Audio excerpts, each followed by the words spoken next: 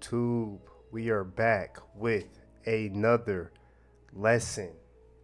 Now, before we get into today's lesson, man, I got some, well, not even news because it's not like I got approved yet, but I did apply for the shows Survivor and Deal or Deal No Island. I'm stuck here trading all the time in my office, at the crib. I go to the gym every day for a living, so I figured why not apply for one of these shows, man, and ruffle up some feathers? Because I can tell you right now, if I get approved for Survivor, I just might act the way I've never acted before. You guys are going to see a different side of me. I'm finna be blindsided. I'm finna be mischievous.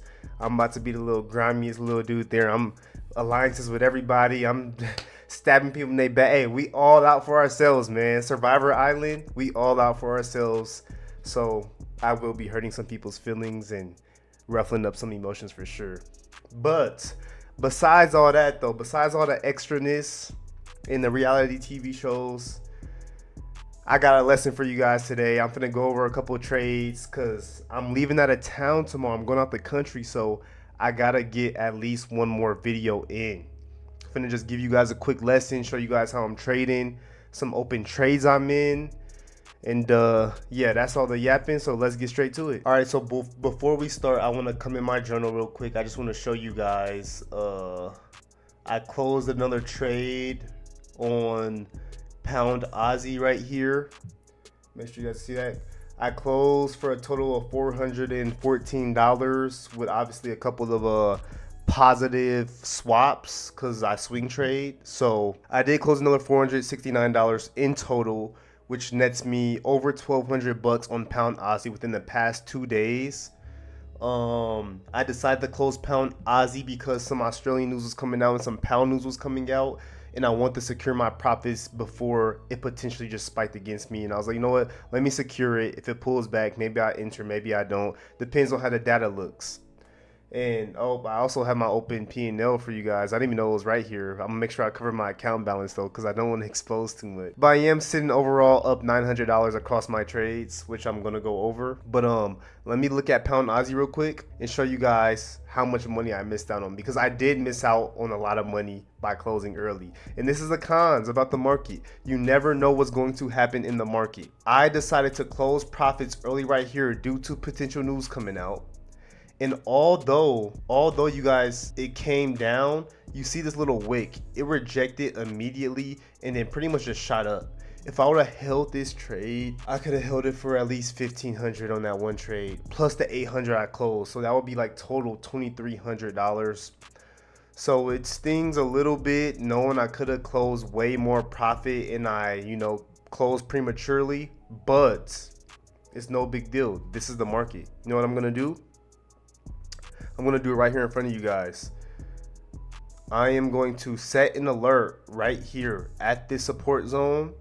And if it comes, matter of fact, a little early, because a lot of times it might not even hit this zone.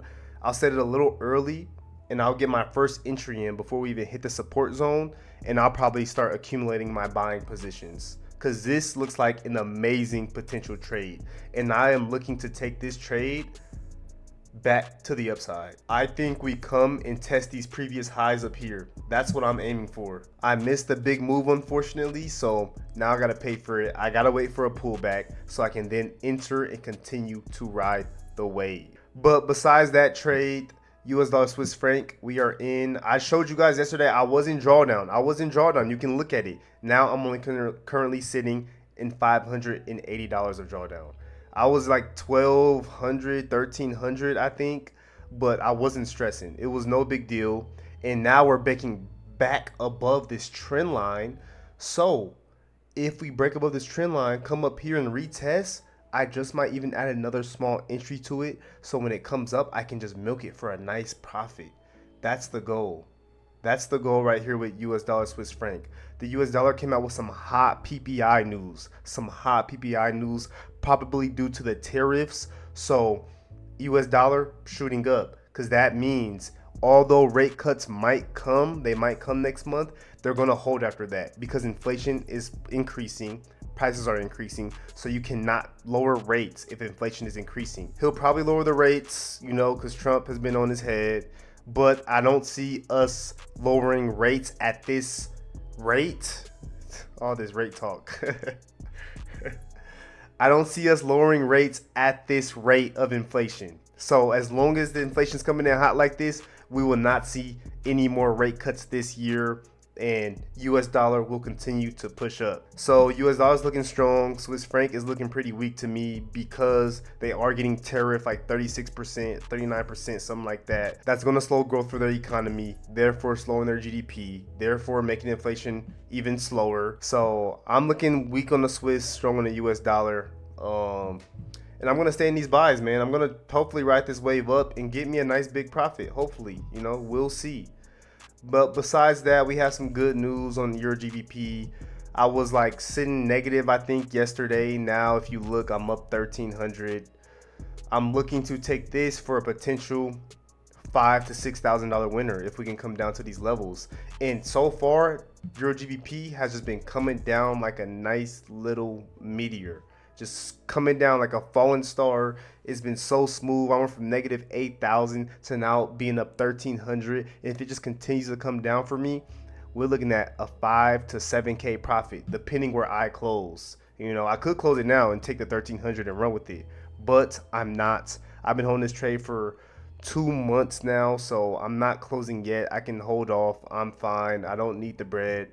I'm being patient, letting my trades play out fully. Especially as long as we're expecting, especially as long as we're respecting this downtrend.